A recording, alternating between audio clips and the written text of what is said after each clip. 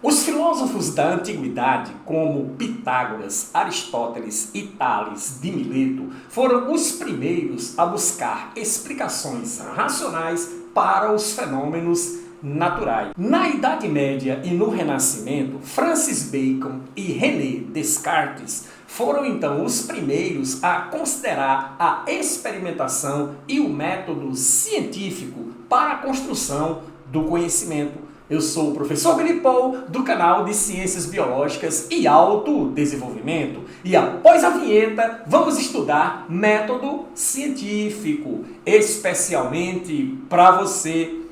Vamos lá?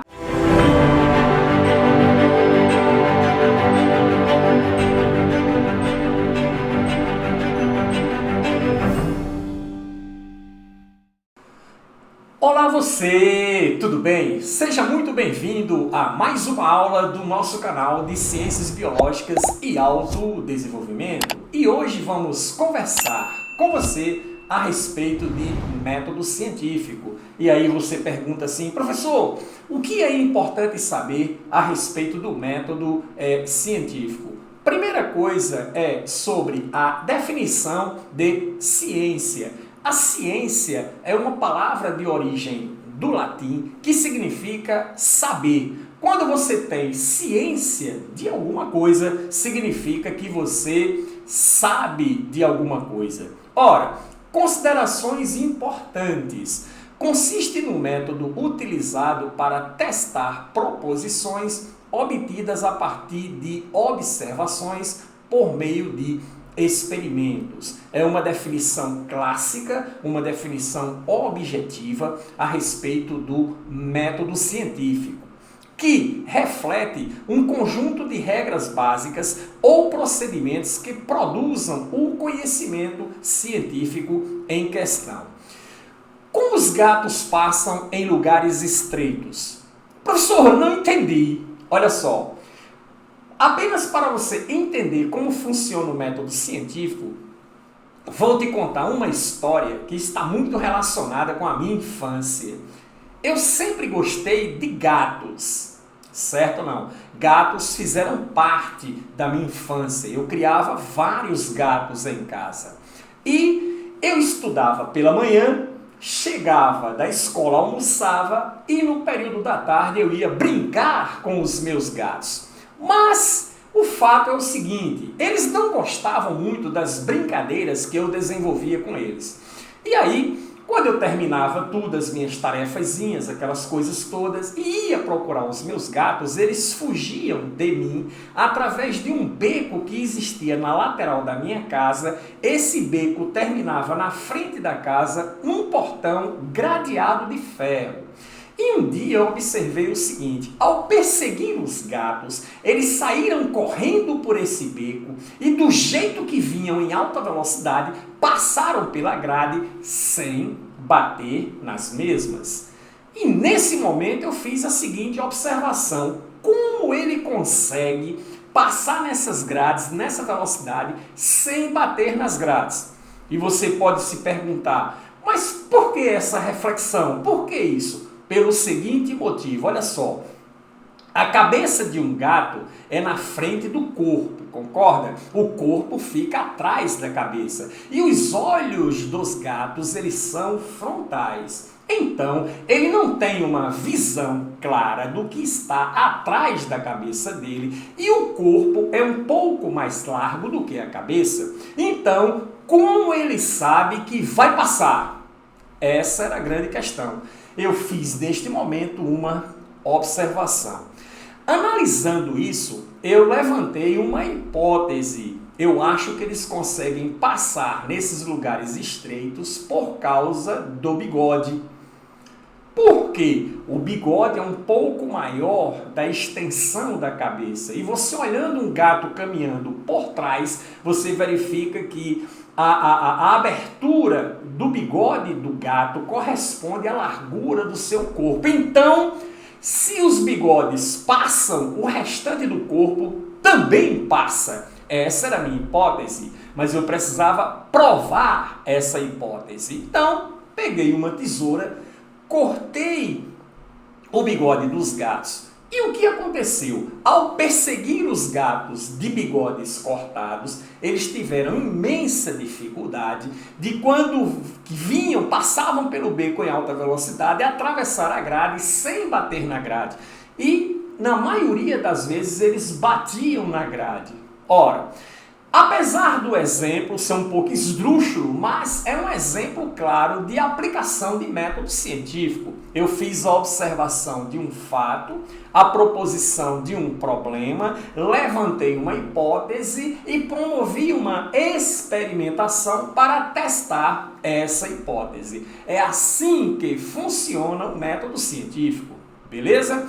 Mas como evoluiu o método científico? Na abertura do vídeo falamos para você que a ciência evoluiu, na verdade, da filosofia, ok? Pela necessidade exatamente o que? De comprovar os fatos, as observações naturais de eventos da natureza, ok? Mas as primeiras conclusões a respeito dos fatos observados na natureza eram de natureza empírica. Isso vem do empirismo. É um método de conclusão não científica, doutrina que admite que o conhecimento possa prover especificamente da experiência pessoal.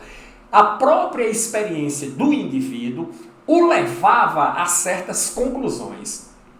Exemplo: Aristóteles, que é um filósofo muito conhecido, foi ele que propôs inicialmente a teoria da abiogênese. Aristóteles acreditava que existia na natureza um princípio ativo que ele chamava de pneumo ou força vital, que era capaz de transformar matéria bruta em seres vivos. Essa era a ideia do nosso filósofo Aristóteles. Mas ele concluiu isso a partir da observação de pequenos peixinhos que nadavam no fundo do rio, e ele, ao observar, deduziu que esses peixinhos devem surgir do lodo do rio. Foi uma conclusão meramente empírica. E como quem divulgou essa informação foi um filósofo grego bastante conhecido, Aristóteles, a ideia ganhou força. Surge então a teoria da abiogênese, que você estuda lá em biologia, na disciplina de origem, na temática, aliás, de origem da vida. Beleza? Mas aí o empirismo não trouxe muitos resultados satisfatórios, passou-se então ao método dedutivo. O método dedutivo é um método de conclusão baseado em lógica. A dedução é o resultado de um raciocínio lógico. Então, o indivíduo raciocinava logicamente para chegar às suas conclusões, explicando então os fatos observados. Alguns cientistas brilhantes que nós tivemos dentro da ciência foram pesquisadores que iniciaram as suas trajetórias dentro do método dedutivo. Um deles nós podemos citar o Albert Einstein, muito conhecido Albert Einstein. Newton dizia que a gravidade era uma força que puxava os corpos para o centro da Terra. Einstein verificou então e constatou de forma dedutiva, analisando a teoria da relatividade geral e relatividade especial proposta por ele mesmo e outras observações, ele deduziu claramente que os corpos, na verdade, provocam uma curvatura no espaço-tempo, isso pressionando os corpos para cima do planeta. É como se nós estivéssemos dentro de um buraco, entendido? E a gente salta do buraco e não consegue sair. Melhor ainda, pense em 6 pessoas segurando um lençol esticado acima do solo e reto.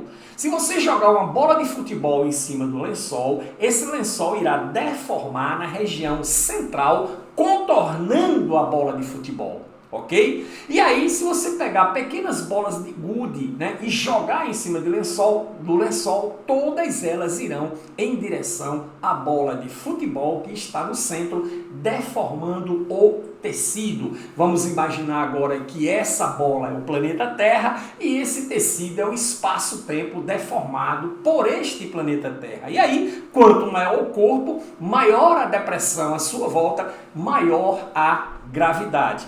Foi uma dedução extremamente lógica do Albert Einstein. Outro cara também que partiu de deduções lógicas foi Kepler. Kepler queria explicar a mente de Deus através do estudo da geometria. Ele era fascinado pela geometria, ele era fascinado pela matemática, mas ele perseguiu 20 anos da sua vida na tentativa de explicar a órbita dos planetas, utilizando esse engenhoso projeto aqui, baseado nos sólidos perfeitos de Pitágoras. Claro que ele estava profundamente enganado quanto ao que ele estava procurando, mas foram 20 anos provando que o brilho intelectual não é sempre uma garantia de não se estar errado, entendido? Mas Kepler só chegou à órbita dos planetas depois que se juntou com um outro físico astrônomo do seu tempo chamado Tycho Brahe. E a partir desse trabalho conjunto foi que ele deduziu e chegou à conclusão de que tudo que ele havia buscado estava errado e que os sólidos de Pitágoras não tinham absolutamente nada a ver. Outro dedutivo também foi Sir Isaac Newton. Claro que Sir Isaac Newton não partiu, não criou, não desenvolveu a lei da inércia do zero. Aristóteles teve influência nisso e principalmente Galileu Galilei. As observações que esses indivíduos já haviam feito serviram para Newton deduzir logicamente e estruturar as famosas leis de Newton, a primeira, a segunda e a terceira lei de Newton, atrito, inércia, entre outras, que você pode estudar muito bem nos capítulos dos livros de física, beleza? Não vamos entrar em detalhe, que aqui o que interessa pra gente é a evolução do método científico. Show de bola? Ora, que mais?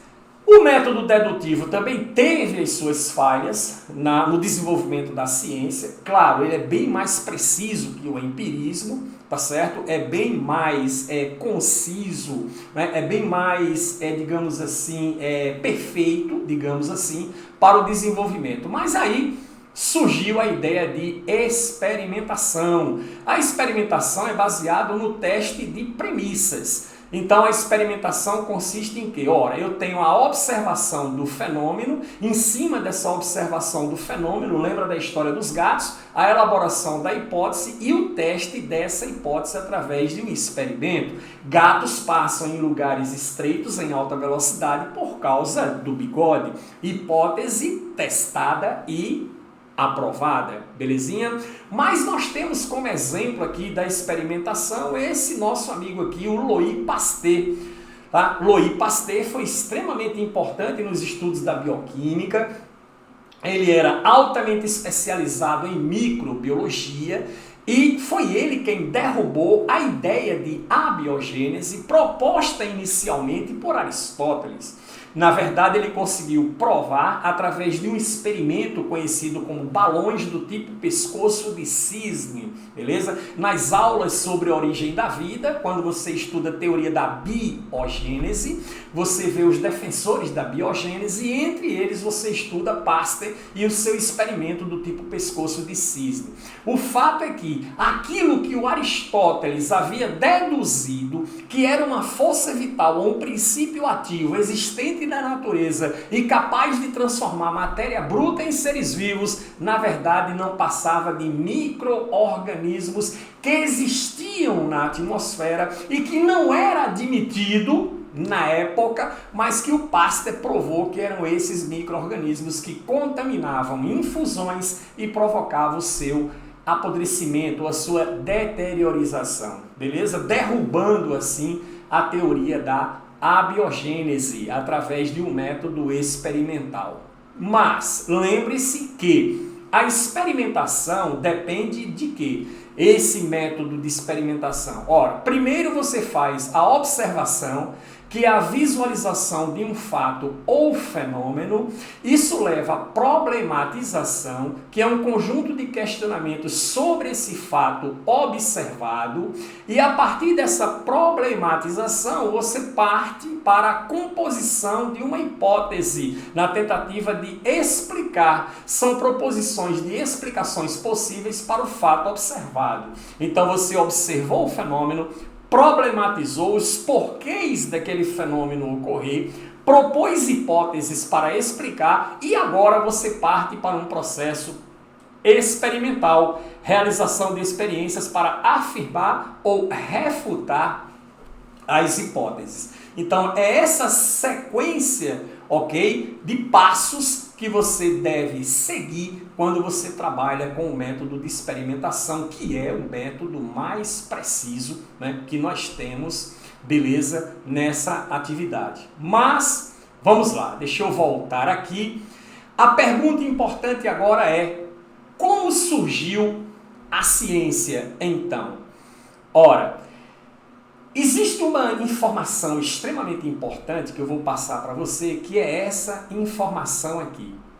Esse quadrozinho, ele representa a famosa Biblioteca de Alexandria, beleza ou não? Que existiu no Egito Antigo e esteve em seu auge há 2.200 anos atrás. Ela foi construída pela rainha Cleópatra, que era uma mulher extremamente culta e extremamente inteligente. E o objetivo dessa biblioteca era catalogar e armazenar todo o conhecimento do mundo.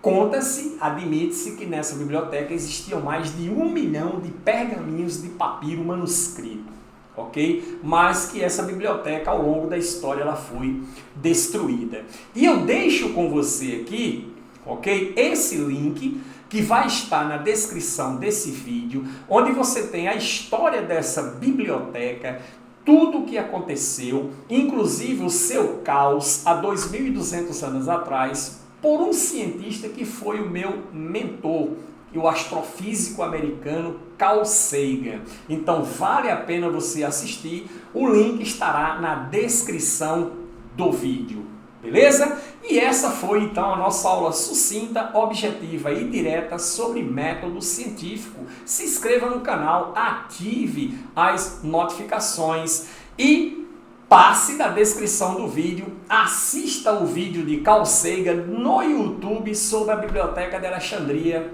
e nos encontramos na próxima aula. Até lá!